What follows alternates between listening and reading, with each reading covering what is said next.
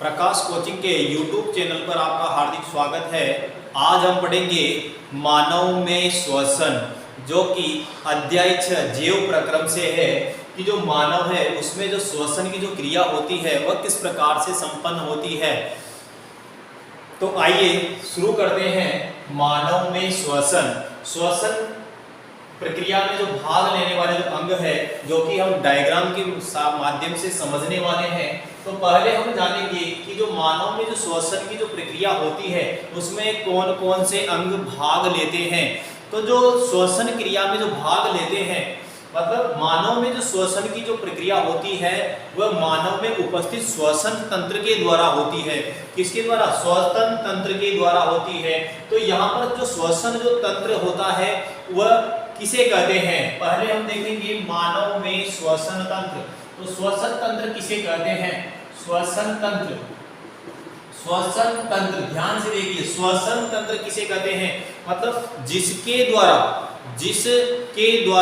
मानव में क्या किया जाता है? गैसों का आदान प्रदान किया जाता है। जिसके द्वारा मानव के शरीर में गैसों का आदान प्रदान किया जाता है, और गैसों के आदान प्रदान में जो अंग भाग लेते हैं और उन अंगों के जो भाग लेने वाले जो अंग हैं वह सभी मिलकर किसका निर्माण करते हैं? श्वसन तंत्र का निर्माण करते हैं। मतलब श्वसन क्रिया में भाग लेने वाले जो अंग हैं उन्हीं से मिलकर किसका निर्माण हुआ है? श्वसन तंत्र का निर्माण हुआ है। मतलब श्वसन क्रिया में भाग लेने वाले अंग को क्या कहते हैं? श्वसन तंत्र कहते हैं। क्या कहते हैं? श्वसन तंत्र कहते हैं। ध्यान से देखिए, श्वसन क्रिया में भाग लेने वाले जो अंग है वह कौन कौन से हैं? पहला आता है नासाद्वार। नासाद्वार जिसे हम क्या कहते हैं? नाक कहते हैं। डायग्राम में देखेंगे नासाद्वार क्या होता है? नासाद्वार, नाक। नासाद्वार ये वाला जो भाग है यहाँ पर, नासाद्वार ये वाला जो भाग हम देख रहे हैं ये क्या कहलाएगा? नासाद्वार। सामने ध्यान से देखिए, नासाद्वार, जो नासाद्वार होता है, जो नाक होता है, ये दो भागों में विभाजित होता है। किसमें होता है? दो भागों में विभाजित होता है। दायां भाग और बायां भाग दो भागों में विभाजित होता है। उसके बाद में दूसरा आता है मुख गुहा, जो कि श्वसन तंत्र का दूसरा भाग है। श्वसन तंत्र का दूसरा भाग है जिसके द्वारा क्या किया जाता है? गैसों को ग्रहण किया जाता है और बाहर की ओर वायुमंडल में छोड़ा जाता है। मुख गुहा। आगे देखेंगे ग्रसनी, जो क्या करती है? नासाद्वार तथा मुख गुहा को जोड़ने का कार्य करती है। क्या करती है? नासाद्वार और मुख गुहा, नासाद्वार और मुख गुहा दोनों को क्या करती है? जोड़ने का जो कार्य करती है वह करती है हमारी ग्रसनी। आपने पाचन तंत्र में भी पढ़ा होगा ग्रसनी, जो क्या करती है? भोजन को लाने और ले जाने का, भोजन को ले जाने का कार्य करती थी। कहां पर? आमाशय तक ले जाने का कार्य करती। यहां पर ग्रसनी का क्या कार्य है? नासाद्वार तथा मुख गुहा से क्या करना? गैस को अंदर की ओर ले जाना, वायुमंडल से गैस को अंदर की ओर ले जाना और वापस बाहर वायुमंडल में छोड़ने का कार्य करती है। कौन? ग्रसनी। उसके बाद में आते हैं कंठ। आपने सुना होगा कंठ, जो हम ध्वनि उत्पन्न करते हैं, इन्हें हम क्या कहते हैं? ध्वनि उत्पन्न अंग भी कहते हैं। वाक तंतु भी इसे कहा जाता है, जिसे हम क्या कहते हैं? लैरिक्स कहते हैं। क्या कहते हैं? लैरिक्स कहते हैं। इनके द्वारा क्या की जाती है? ध्वनि उत्पन्न की जाती है। क्या की जाती है? ध्वनि उत्पन्न की जाती है, जो कि हम आगे इसे स्पष्ट से पढ़ेंगे। देखो, पहला आया जो कि प्रथम मार्ग है जिसके द्वारा गैस को ग्रहण किया जाता है। नंबर 2 हमने लिखा है मुख गुहा का मतलब मुंह से जो गैस हम ग्रहण कर रहे हैं उसे। नंबर 2। नंबर 3 ग्रसनी। नंबर 3 कौन आएगी? ग्रसनी। नंबर 4 कंठ, जिनके द्वारा क्या किया जा रहा है? ध्वनि उत्पन्न की जा रही है। क्या की जा रही है? ध्वनि उत्पन्न की जा रही है। नेक्स्ट उसके आगे श्वास नली, समझ में आया? श्वास नली मतलब एक मुख्य नली, श्वास नली जो क्या कर रही है? नासाद्वार, मुख गुहा और क्या कर रही है, इनके बाद ग्रसनी इसके माध्यम से जो क्या कर रही है, गैसों को क्या कर रही है, फेफड़ों तक ला रही है, फुफ्फुस तक ला रही है। उसका कौन है, श्वास नली, कौन है, श्वास नली। फिर श्वास नली क्या हो जाती है, आगे जाकर दो भागों में विभाजित हो जाती है। क्या हो जाती है, दो भागों में विभाजित हो जाती है, जिसे हम क्या कहते हैं, श्वसनी कहते हैं। क्या कहते हैं, श्वसनिकाएं। दो भागों में विभाजित हो गई, श्वसनी या फिर श्वसनिकाएं। यहाँ पर हमने एक श्वसनी, एक नाम लिखा है, एक के बारे में बताया, तो यहाँ पर क्या हो जाएगा, श्वसनी। यदि हम क्या करें, दोनों को प्रदर्शित करें तो क्या हो जाएगी, श्वसनिकाएं। श्वसनिकाएं क्या हो जाएगी, श्वसनिकाएं। श्वसनिकाएं, ध्यान से देखना। अब इन श्वसनिकाओं के आगे क्या होती है, कुपिकाएं। क्या होती है, कुपिकाएं, जो कि क्या करती है, वायु को छानने का कार्य कर रही है। क्या कर रही है, वायु को छानने का कार्य कर रही है। नेक्स्ट क्या जाएगी, श्वास नली। क्या जाएगी, श्वास नली। नेक्स्ट श्वसनिकाएं, श्वसनिकाएं। और क्या जाएगी, कुपिकाएं, कुपिका। क्या जाएगी, कुपिका। और कुपिका के बाद में आ जाते हैं हमारे फुफ्फुस। क्या हो जाते हैं, फुफ्फुस, जो क्या करते हैं, सिकुड़ते हैं, फैलते हैं, सिकुड़ते हैं, फैलते हैं। नेक्स्ट हम क्या पढ़ेंगे, फुफ्फुस। क्या पढ़ेंगे, फुफ्फुस। फुफ्फुस क्या होते हैं, फेफड़े। क्या होते हैं, फेफड़े। फुफ्फुस को क्या कहते हैं, फेफड़े। नेक्स्ट आ जाता है डायफ्राम। क्या जाता है, डायफ्राम। डायफ्राम का मतलब क्या होता है, ये हमारे क्या होते हैं, फेफड़ों, फुफ्फुस के नीचे वाला जो भाग है, नीचे वाला, उधर गुहा में नीचे वाला जो भाग है, इसे हम क्या कहते हैं, डायफ्राम कहते हैं। जो कि हमारे जो फेफड़े होते हैं, जो फुफ्फुस होते हैं, उनकी सुरक्षा करते हैं। अब हम यहाँ पर जो मानव जो श्वसन तंत्र है, इसमें जो श्वसन की जो प्रक्रिया होती है, इसे हम विस्तार से समझेंगे। किसे समझेंगे, विस्तार से समझेंगे। ध्यान से देखना, मानव में श्वसन तंत्र को हम स्पष्ट से समझेंगे। और मानव में जो श्वसन की जो प्रक्रिया हो रही है, जो हम श्वास ले रहे हैं, बाहर की ओर छोड़ रहे हैं, इसे हम क्या करेंगे, विस्तार से समझेंगे। देखिए, ध्यान दीजिए, नासागुआ। क्या आ रहा है, नासागुआ। जो नासागुआ है, ये क्या होते हैं, हमारे नाक। क्या है, नाक, जिनके द्वारा क्या किया जाता है, ऑक्सीजन को ग्रहण किया जाता है। क्या किया जाता है, ऑक्सीजन को ग्रहण किया जाता है। यहाँ पर हम कहेंगे कि जो हमारा जो नासागुआ है, इसके द्वारा शुद्ध वायु को, किसको, शुद्ध वायु को, शुद्ध वायु को ग्रहण किया जाता है। मतलब पूर्ण रूप से ऑक्सीजनित वायु को ग्रहण किया जाता है। ऐसा क्यों है कि जो हमारा जो नासाद्वार है, इसके अंदर क्या पाया जाता है, श्लेष्मा ग्रंथियां पाई जाती है। क्या पाई जाती है, श्लेष्मा ग्रंथियां। क्या पाई जाएगी, श्लेष्मा ग्रंथियां पाई जाती है। साथ ही छोटे छोटे रोम पाए जाते हैं। क्या पाए जाते हैं, रोम पाए जाते हैं। रोम मतलब बाल पाए जाते हैं, जो कि वायुमंडल से आने वाले जो क्या होते हैं, कचरा होता है, मिट्टी के कण होते हैं, उनको क्या कर लेते हैं, रोक लेते हैं।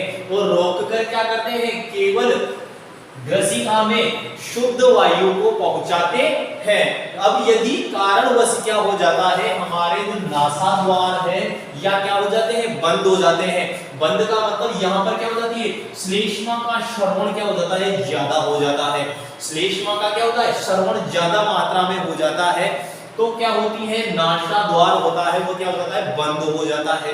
अब यदि मान लीजिए हमारा क्या हो गया, नासाद्वार बंद हो जाता है, या फिर हमें वायु कम प्राप्त होती है, यदि हम कई बार बंद कमरे में होते हैं, तो वहां पर हमें पर्याप्त मात्रा में ऑक्सीजन नहीं मिल पाती, और ऑक्सीजन नहीं मिलने के कारण हम क्या करते हैं, मुख के द्वारा सांस को लेते हैं, ऐसे ऐसे। तो क्या होता है, मुख के द्वारा सांस लेते हैं, तो इसका मतलब हम क्या कर सकते हैं, नासाद्वार के बिना भी हम श्वसन क्रिया को कर सकते हैं, जो कि किसके द्वारा, मुख गुहा द्वारा।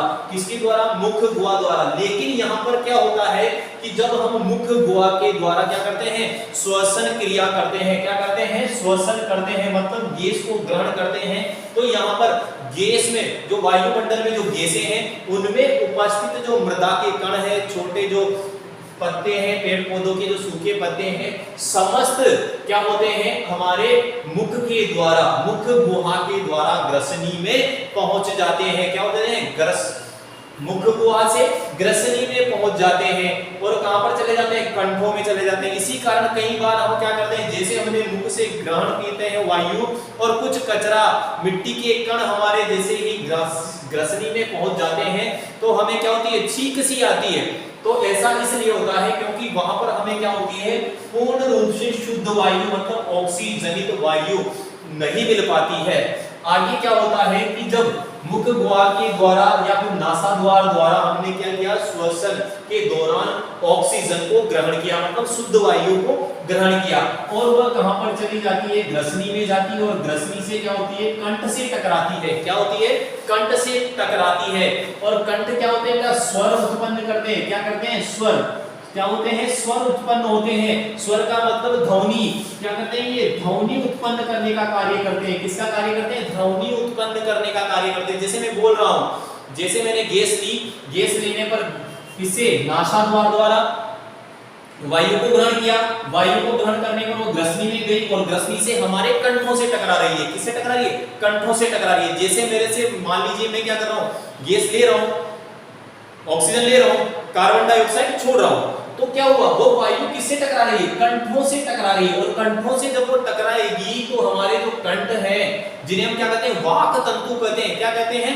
वाक तंतु कहते हैं। तो उन वाक तंतुओं के मध्य जो पतली जो झिल्ली होती है उनमें क्या होता है, कंपन उत्पन्न होता है। क्या होता है, कंपन होता है और उन्हीं कंपन के द्वारा हमारे अंदर क्या होती है, ध्वनि उत्पन्न होती है, स्वर का निर्माण होता है और वह बाहर की ओर स्वर के रूप में बाहर की ओर निकलती है। अब यहां से कंठ से जो वायु है वो कहां पर आ जाती है, श्वास नली में आ जाती है। क्या आ जाती है, श्वास नली में आ जाती है। किसमें आ जाती है, श्वास नली में। और श्वास नली के माध्यम से ये कहां पर पहुंच जाती है, श्वसनिकाओं में पहुंच जाती है। कहां पर, श्वसनिकाओं में, जहां पर क्या होता है कि श्वास नली जो होती है इसके क्या होते हैं, दो भागों में ये विभाजित होती है। कितने भागों में, दो भागों में विभाजित होती है, जो कि यहां पर जैसे ही ये फेफड़ों पे आती है, फेफड़ों तक आती है तो ये क्या हो जाती है, दो भागों में विभाजित हो जाती है। तो श्वास नली को क्या कहते हैं, फिर श्वसनिकाएं। क्या कहते हैं, श्वसनिकाएं कहते हैं। अब इन श्वसनिकाओं के माध्यम से वायु कहां पर आती है, कुपिकाओं में आती है। कहां पर आती है, कुपिकाओं में। कुपिका का मतलब समझ गए ना, कुपिका छानने का कार्य कर रही है। किसका कार्य कर रही है, छानने का कार्य कर रही है। तो यहाँ पर क्या आती है, वायु कुपिकाओं में आती है। कहां पर आती है, कुपिकाओं में आती है और कुपिकाओं से क्या होती है, कुपिका क्या होती है, छान देती है, वायु को क्या कर देती है, छान देती है और छानकर पूर्ण रूप से ऑक्सीजन को क्या करती है, पूर्ण रूप से शुद्ध ऑक्सीजन को क्या करती है, फेफड़ों तक भेज देती है। किसमें भेज देती है, फेफड़ों में भेज देती है। अब फेफड़ों द्वारा क्या किया जाता है, फेफड़ों द्वारा उस ऑक्सीजन को मतलब फेफड़ों क्या करते हैं, उसे ग्रहण करते हैं और अवशोषण के पश्चात फेफड़ों के अंदर क्या होती है, सूक्ष्म अति छोटे छोटे रोमनुमा संरचना में क्या लगी होती है, केशिकाएं लगी होती है। क्या लगी होती है, केशिकाएं। केशिकाएं लगी होती है। जो केशिकाएं क्या करती है, धमनी और शिरा से जुड़ी होती है। किससे जुड़ी होती है, धमनी और शिरा से जुड़ी होती है। तो इन केशिकाओं के माध्यम से क्या किया जाता है, ऑक्सीजन को क्या कर दिया जाता है, रुधिर में मिला दिया जाता है। क्या कर दिया जाता है, रुधिर में मिला दिया जाता है। अब यहाँ पर ये केशिकाओं के अंदर से क्या होगी, जैसे कि कुपिका से छना फेफड़ों में ऑक्सीजन गई और फेफड़ों से कहां पर गई, केशिकाओं में। और केशिकाओं में जाने के पश्चात वह केशिकाएं क्या करती है, इस ऑक्सीजन युक्त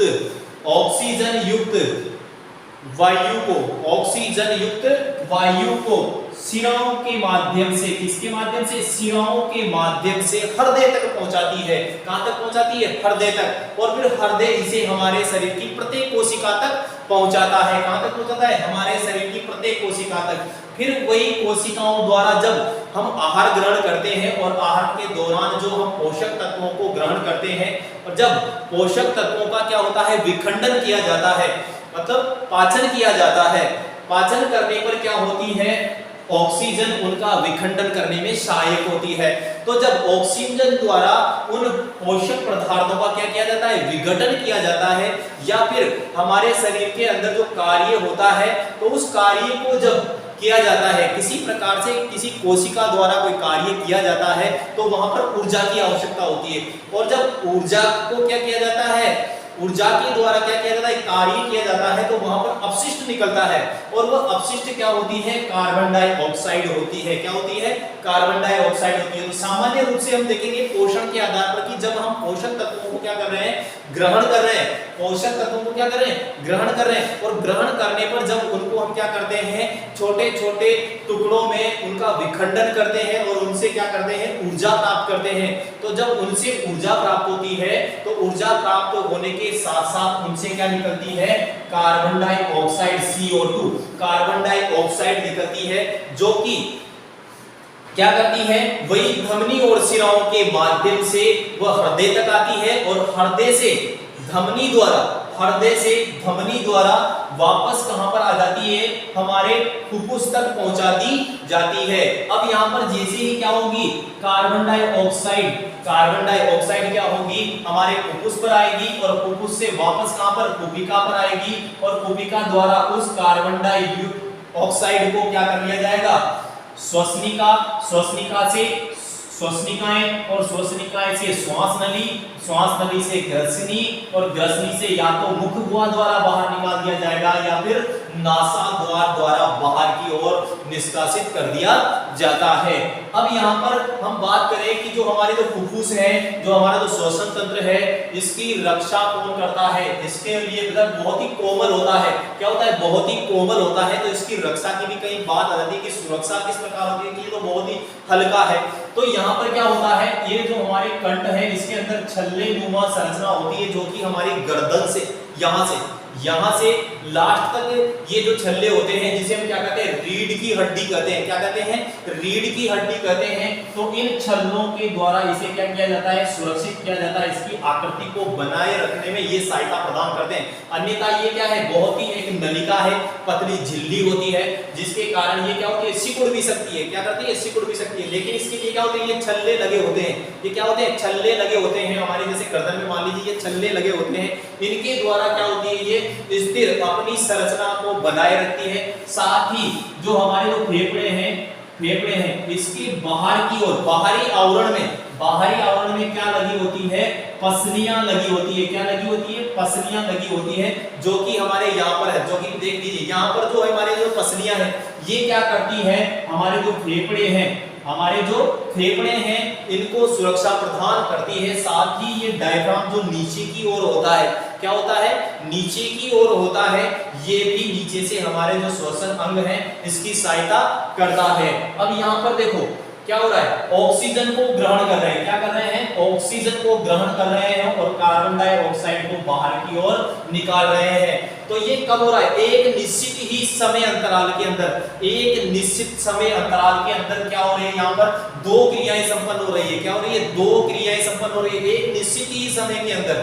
मतलब बिना कुछ देरी किए क्या हो रहा है, ऑक्सीजन को लिया, कार्बन डाइऑक्साइड को निकाला, ऑक्सीजन को लिया, कार्बन डाइऑक्साइड को निकाला। तो ये क्रियाएं क्या हो रही है, एक ही साथ दो बार दोहराई जा रही है। एक समय में क्या हो रही है, ये क्रियाएं दो बार दोहराई जा रही है। इसी कारण मानव श्वसन तंत्र को क्या कहा जाता है, दोहरा परिसंचरण तंत्र भी कहा जाता है। क्या कहा जाता है, दोहरा परिसंचरण तंत्र भी कहा जाता है। याद रखना, कई बार पूछा जाता है एग्जाम में, दोहरा परिसंचरण तंत्र किसे कहते हैं, समझाइए। तो हम क्या कहेंगे कि एक निश्चित समय में क्या की जाए, दो क्रियाएं एक साथ की जाए। एक निश्चित समय में दो क्रियाएं एक साथ की जाए, जैसे कि मानव द्वारा ऑक्सीजन को ग्रहण करना और कार्बन डाइऑक्साइड को बाहर की ओर निकालना, उसे हम क्या कहते हैं, दोहरा परिसंचरण कहते हैं। क्या कहते हैं, दोहरा परिसंचरण कहते हैं। साथ ही मानव के श्वसन तंत्र को क्या कहा जाता है, दोहरा परिसंचरण तंत्र कहा जाता है। क्या कहा जाता है, दोहरा परिसंचरण तंत्र कहा जाता है। याद रखना, एक होता है अंत श्वसन, एक होता है उच्च श्वसन। क्या होता है, अंत श्वसन और उच्च श्वसन, जिसके बारे में हम अगली कक्षा में पढ़ेंगे।